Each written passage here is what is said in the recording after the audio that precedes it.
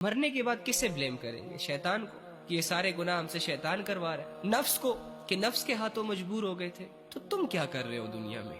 واللہ بس کرو، میں تمہاری منت کر رہا ہوں، تمہاری فکر رہتی ہے مجھے یار. کون کب کہاں کیسے چلا جائے کوئی نہیں جانتا.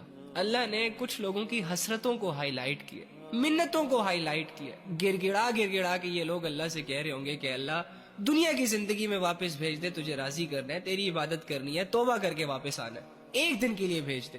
لیکن جو ایک دفعہ چلا جاتا ہے وہ واپس نہیں آتا. کوئی آیا آج تک؟ تم بھی نہیں آؤ گے.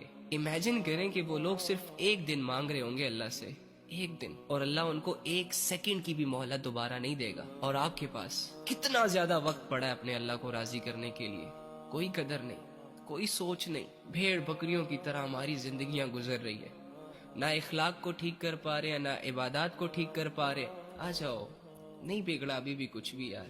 یہ زندگی صرف اللہ کو دے دو، اللہ تمہاری انفینٹ لائف کو ویسا کر دے گا جیسے کہ تم چاہتے ہو. لوگوں نے اپنی جانیں اللہ کو دے دی، اپنا مال اللہ پہ لوٹا دیا، اپنی اولادوں کو اپنی آنکھوں کے سامنے اللہ کے راستے میں قربان کر دیا. میں اور تم کیا گناہوں کو نہیں چھوڑ سکتے؟ کیا ان خواہشوں سے مڑ نہیں سکتے جو خواہشیں ہمیں اللہ کی غفلت کے حوالے کرتی ہے؟